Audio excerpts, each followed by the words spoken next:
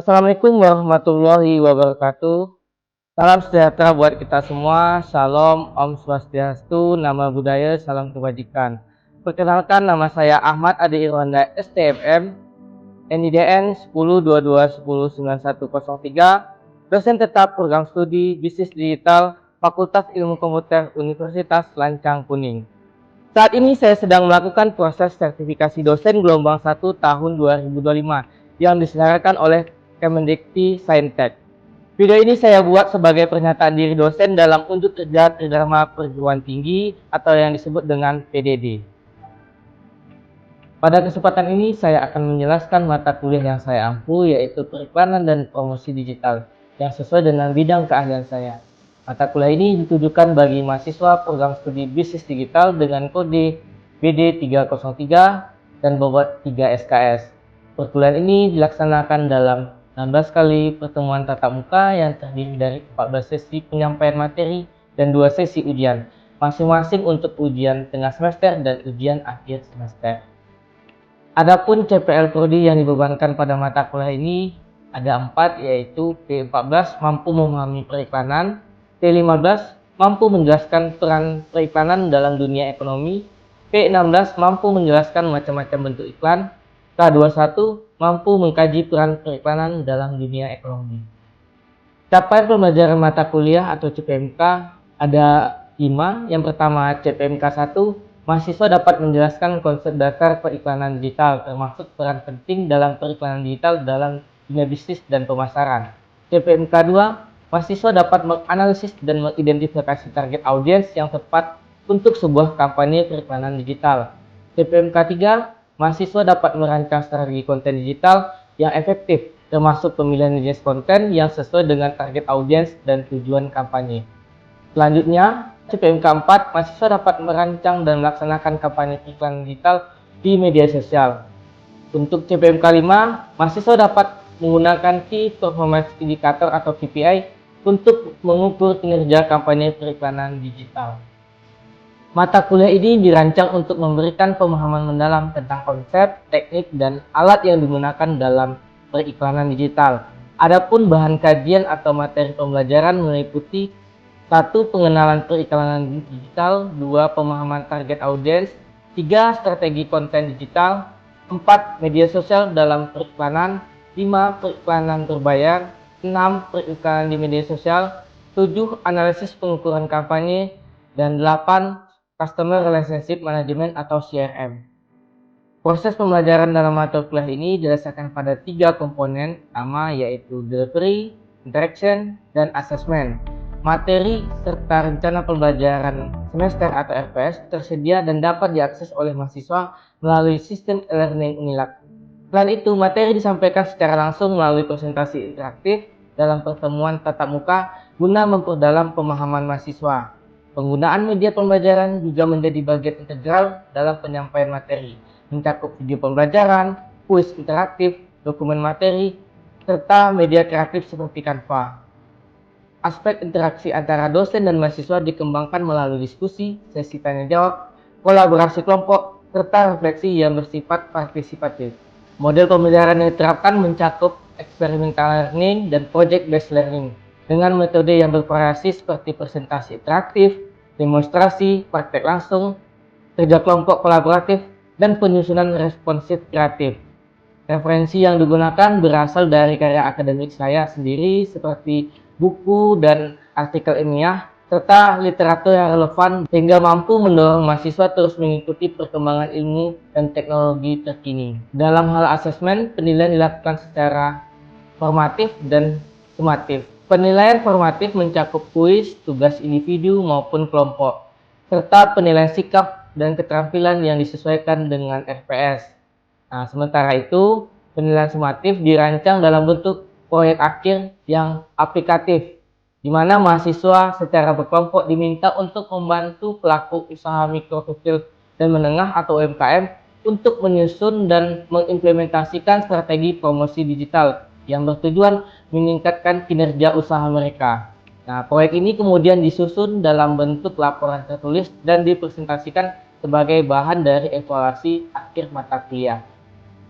Selanjutnya saya akan menampilkan video dokumentasi proses pembelajaran untuk pertemuan ke-14 dengan topik Customer Relationship Management atau CRM pada mata kuliah periklanan dan promosi digital.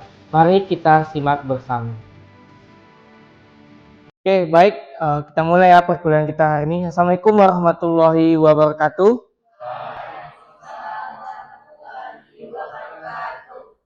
Selamat pagi dan salam sejahtera buat kita semua. Gimana kabarnya hari ini?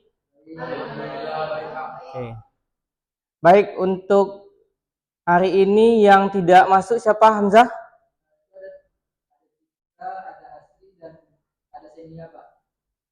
Citra, apa kabarnya?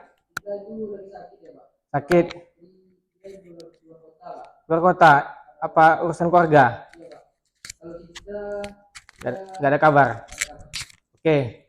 Baik, sebelum kita mulai perkuliahan kita pada pagi hari ini, kita berdoa dulu ya. Nah, berdoa menurut ajaran dan kepercayaan kita masing-masing. Berdoa dimulai.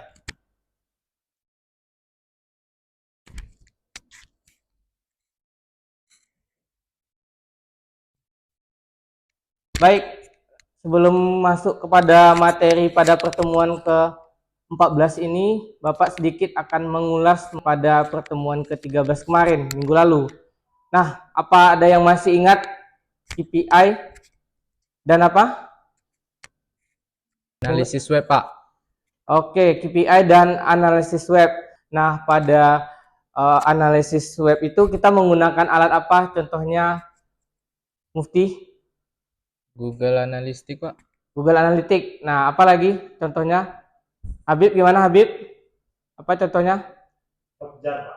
Oke, Hotjar. Oke, baik. Nah, setelah kita memahami itu, maka kita masuk ke materi kita selanjutnya itu adalah tentang CRM. Nah, CRM itu Customer Relationship Management, konsep aplikasi dan teknologi.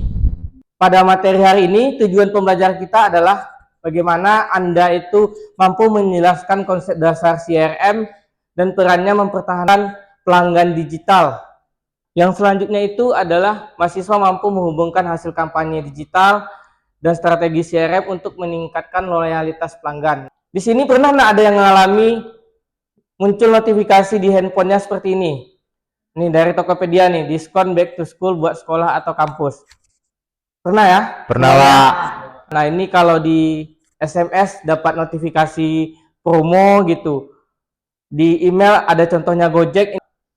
Nah, ini kalau Traveloka ini biasanya nih ada notifikasi untuk Bapak segera membayarkan tiket pesawat Bapak dari Jogja ke Pekanbaru dengan menunjukkan kode pembayaran ke kasir Indomaret. Atau mungkin selama ini yang dulu waktu pendaftaran di Unilag ada nerima notifikasi email atau di SCA oleh tim call centernya Unilag. Nah, itu semua adalah bentuk implementasi dari CRM atau Customer Relationship Management. Nah, selanjutnya dari yang Bapak contohkan tadi, menurut Anda apa itu CRM? Satu kata aja tentang CRM.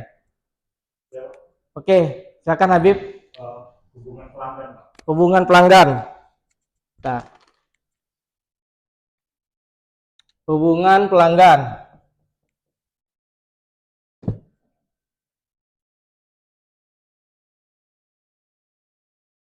Nah, yang lain? Interaksi pelanggan. Ya, betul Siva. Interaksi pelanggan.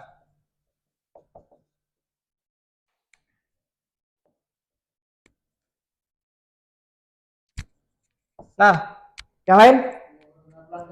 Hamzah. Oke, mengelola pelanggan.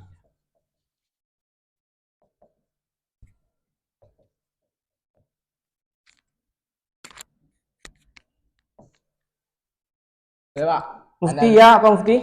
Analisis pelanggan. Oke, analisis pelanggan. Analisis pelanggan.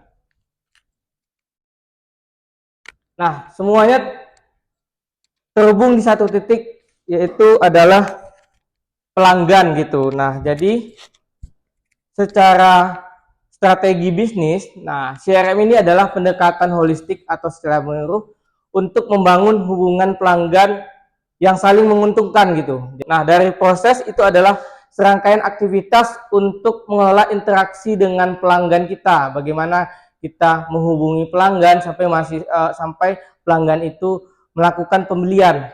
Nah, dari sisi teknologi, sistem yang mendukung pengumpulan dan analisis data pelanggan. Nah, esensinya apa? Nah, esensinya itu adalah manusia, proses, dan sistem itu saling integrasi dia. Nah, di sini ada evolusi CRM. Ada 4 fase ya. Kalau dari era tradisional ini, interaksi tatap muka dan pencatatan manual. Nah, contohnya itu seperti apa? Nah, contohnya ya, misalnya di toko kelontong itu, dia biasanya melakukan pencatatan manual. Misalnya ada yang melakukan belanja di toko kelontong itu, dia mencatat. Nah, dari catatannya itu dia tahu nanti siapa pelanggan yang loyal, yang maksudnya itu setiap kali dia berkunjung, dia ada beberapa kali berkunjung, maka di situ nanti dari sisi penjual bisa memberikan diskon atau potongan harga. Nah, itu secara manual, masih pencatatannya secara manual. Nah, di era kedua itu ada era digital awal. Nah, ini database pelanggan atau otomatisasi pemasaran. Nah, salah satu contohnya itu adalah seperti aplikasi yang ada di klinik. Nah, biasanya kalau ada yang mendaftar misalnya pasien, nah nanti dari hasil dari aplikasi ini, dari sisi administrasi klinik itu akan memberitahukan kepada pelanggan itu untuk jadwal kontrol selanjutnya. Itu bisa lewat SMS atau lewat email. Nah, itu di era digital awal. Nah, di era sosial ini integrasi media sosial dan omnichannel. Nah, contohnya itu biasanya ya kayak kafe-kafe atau misalnya tempat-tempat makan gitu. Biasanya ketika dia baru buka itu dia bakalan melakukan seperti promonya gini. Misalnya Anda follow akun dia, habis itu buat story di lokasi kafe dia. Nah, nanti kita tag, maka nanti kita dapat potongan harga. Itu salah satu contoh kalau di era sosial. Nah, di era AI dan analytics ini, ya contohnya itu seperti Anda ketika misalnya mencari sesuatu di Google, misalnya kayak Hamzah misalnya mau mencari sepatu di Google. Nah, maka nanti ketika Hamzah buka sosial media Hamzah, maka akan muncul nanti preferensi sepatu. Jadi misalnya ketika diklik, maka nanti mengarahkan dia ke Lazada atau Shopee atau Tokopedia. Seperti itu dia contohnya. Nah, tujuan utama dari CRM ini, yang pertama itu meningkatkan akuisisi pelanggan. Nah, di sini menarik pelanggan baru. Jadi karena kita mengelola pelanggan itu, bagaimana kita mencari pelanggan itu sebanyak-banyaknya gitu. Nah, lalu yang kedua mempertahankan pelanggan atau mengurangi churn rate dan meningkatkan loyalitas. Nah, churn rate ini contohnya kalau pelanggan itu dia tidak cukup hanya sekali saja membeli ke kita gitu. Jadi habis itu dia beralih ke tempat lain. Itu yang namanya istilah dengan churn rate itu. Nah, lalu yang ketiga itu ada meningkatkan nilai pelanggan. Nah, maksimalkan life value di setiap pelanggan. Artinya apa yang kita berikan kepada konsumen atau pelanggan itu, dia akan tertarik lagi untuk berbelanja selanjutnya dan selanjutnya seperti itu. Nah, lalu yang keempat itu adalah keunggulan kompetitif. Diferensiasi melalui pengalaman pelanggan superior. Artinya inilah mungkin yang membedakan kita dengan kompetitor kita gitu. Nah, kita lebih intens bagaimana memberikan promo seperti notifikasi-notifikasi yang Bapak contohkan di awal slide tadi. Nah, itu yang membedakan kita dengan kompetitor kita. Nah, mengapa CRM ini penting bagi bisnis digital? Ada yang bisa jawab? Oke, silakan Habib. Apa? Meningkatkan produktivitas pastinya, Pak. Oke, meningkatkan produktivitas. Oke. Berarti kata kuncinya itu adalah produktivitas ya. Oke. Meningkatkan produktivitas. Nah, yang lain? Ya, Oke, Mufti. mengurangi biaya, Pak. Oh, mengurangi biaya. Nah, ini masuk dalam efisiensi. Nah, betul. Oke, ini efisiensi ya, efisiensi. Nah, Siva ya, Siva. Nah, oke, meningkatkan akurasi, oke. Bolehlah, oke, akurasi. Akurasi data ya, akurasi data. Nah, betul ya, akurasi data itu kita bisa melakukan segmentasi apa yang harus kita lakukan. Nah, jadi mengapa CRM itu penting dalam bisnis digital? Nah, yang pertama itu pelanggan terhubung digital. Nah, bahwa menurut data Hotsuite itu kan banyak aktivitas kita itu hampir di internet. Kita semuanya punya gadget. Nah, makanya penting CRM itu untuk yang berhubungan dengan pelanggan yang terhubung dengan digital. Nah, persaingan berbasis data. Nah, kompetitor itu biasanya menggunakan analitik untuk menganalisis trennya, apa yang lagi tren saat ini. Nah, itu mengapa CRM itu penting bagi bisnis digital. Nah, lalu efisiensi operasional seperti yang disampaikan oleh Mufti tadi. Nah, dengan adanya CRM ini kita lebih low cost karena semuanya tuh terintegrasi. Bayangkan tadi contohnya kayak era awal toko kelontong tadi. Dia itu kan pencatatan manual. Kalau ini kan sudah terintegrasi satu sama lainnya. Oke, lanjut. Nah, tipe-tipe dari CRM. Nah, di sini ada strategic CRM, operasional CRM, collaborative CRM, dan analytical CRM. Nah, kalau strategic CRM ini fokus dalam menciptakan nilai pelanggan. Nah, kalau dari sisi operasional, otomatisasi proses front office. Nah, contohnya itu ya kayak daftar PMB di Unilag itu kan tidak harus datang ke BAK kan, tapi bisa daftar di mana aja kan, tesnya pun juga di mana saja.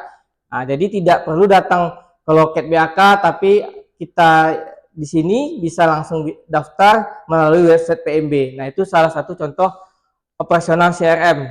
Nah, bagaimana dengan analytical collaborate CRM? Nah, ini koordinasi lintas departemen dan saluran. Artinya gini, ketika Anda mendaftar, maka akan muncul tagihan pembayaran. Nah, tagihan pembayaran itu akan terintegrasi dengan bagian biro keuangan. Jadi ketika daftar itu masuk datanya, data akademiknya, mahasiswa masuk di tim media promosi untuk melakukan follow up terkait calon pelanggan. Nah, di sisi keuangannya bisa tahu nih berapa yang akan menjadi mahasiswa Unilag, berapa pendapatan yang didapat dari mahasiswa baru. Nah, analytical CRM ini adalah analisis data insight pelanggan. Nah, biasanya ya kalau di contohnya di sistem kita di sini Bapak buka ya sistem sistem PMB kita. Nah, ini yang Bapak maksud tadi di slide ini kan Bapak menjelaskan mengenai analisis data untuk insight pelanggan. Nah, maksudnya seperti apa?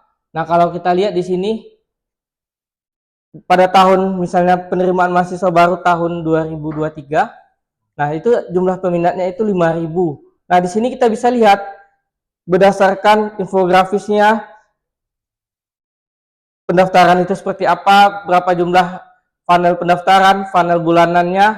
Ini bisa dicek setiap fakultas. Nah, dari sekolahnya pun juga tahu nanti sekolah mana yang banyak mendaftar di Unilag. Nah, di sini ada operating CRM, marketing automation. Nah, di sini ada segmentasi pasar, kampanye otomatis, leading score. Nah, kalau kontak tracking ini ya contohnya itu kalau di website kita itu di sini dia. Ya, Bapak buka ya. Di one day service ini. Contohnya.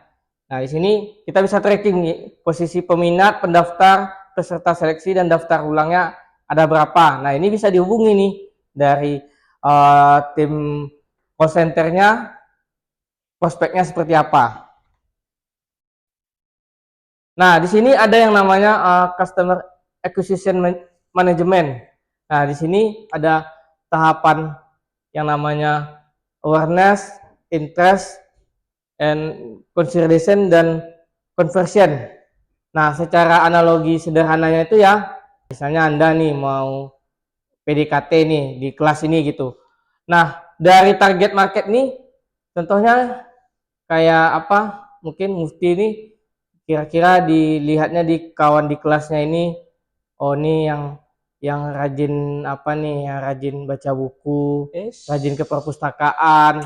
Nah, jadi diidentifikasi dulu target marketnya itu.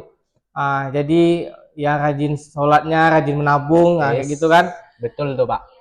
Nah, jadi habis itu Saya tahapan lagi. keduanya tuh interest.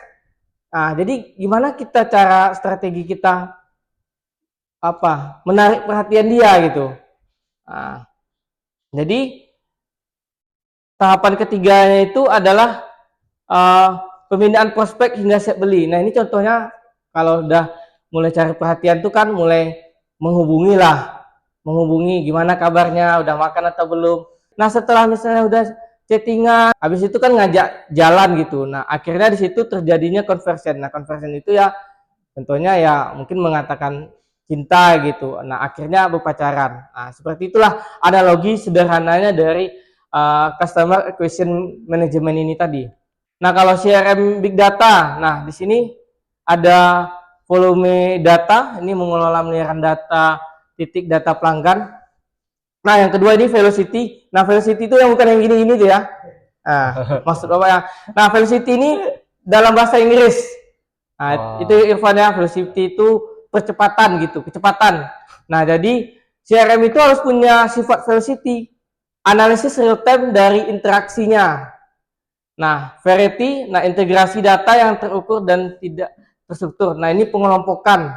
Kalau yang terakhir itu veracity. Nah, veracity itu memastikan data itu akurat dan dapat diandalkan. Artinya data itu valid, jujur, dapat dipercaya. Seperti itu. Nah, ini adalah contoh dari AI dan personalisasi CRM.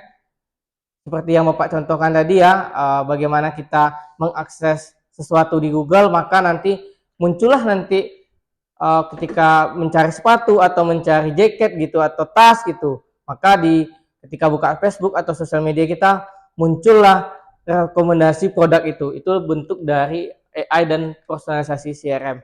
Oke, sejauh ini ada yang ingin ditanyakan? Oke, Habib.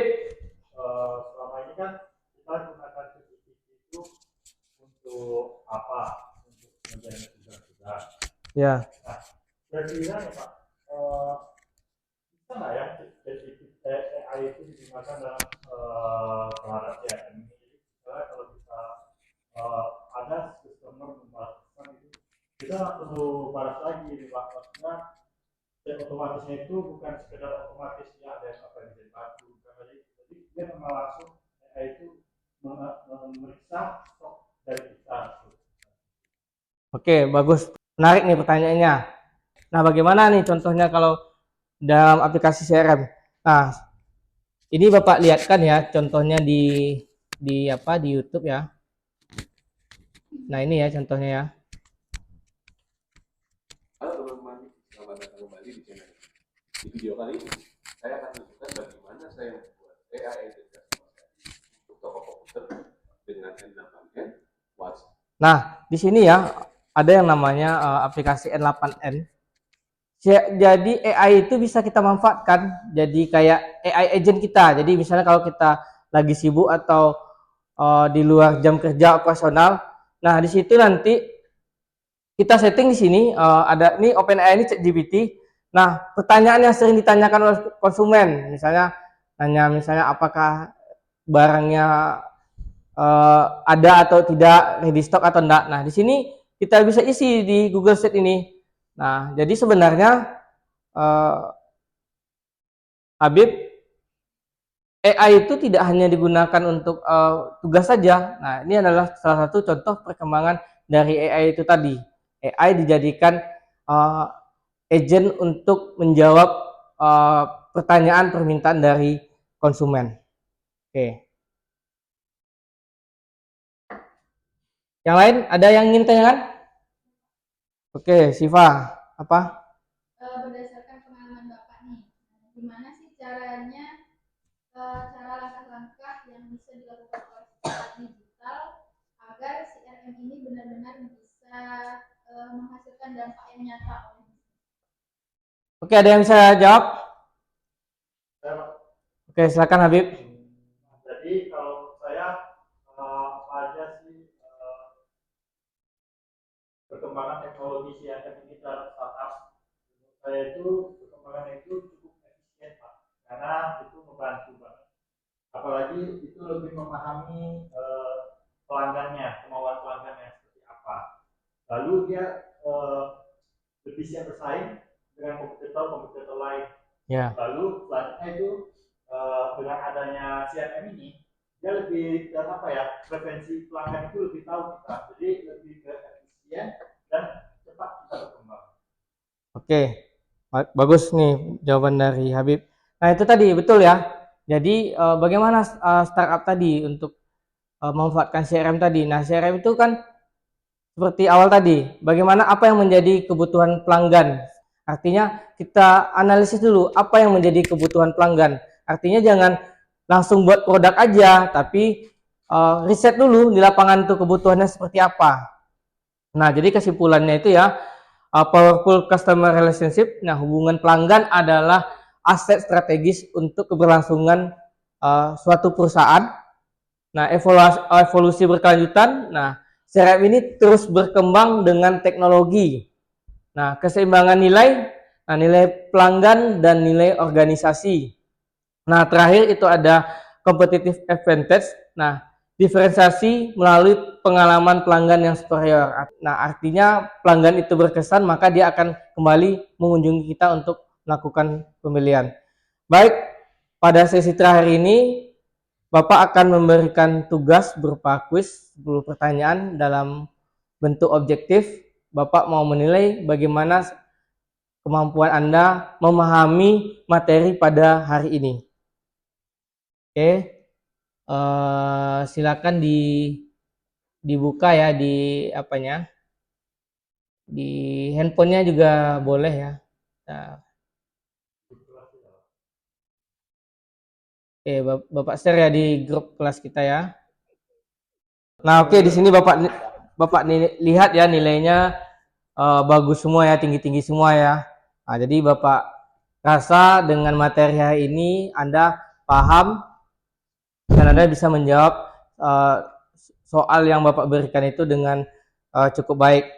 Baik, demikianlah perkuliahan kita pada pagi hari ini. Nah, pada sesi selanjutnya, pada pertemuan ke-15, kita akan membahas mengenai proyek UMKM kita. Nah, dan besok Bapak akan memfollow up sejauh mana progres proyek UMKM yang Anda lakukan per kelompok kemarin. Nah, jadi Bapak lihat, nah sekarang karena sudah dapat materi CRM, nah bagaimana nanti strategi CRM ketika Anda membantu UMKM Anda nanti.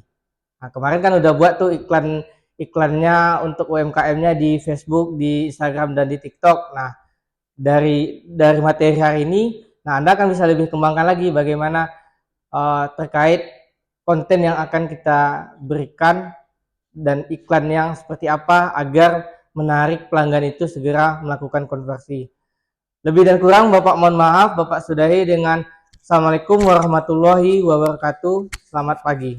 Waalaikumsalam warahmatullahi wabarakatuh. Selamat pagi, Pak.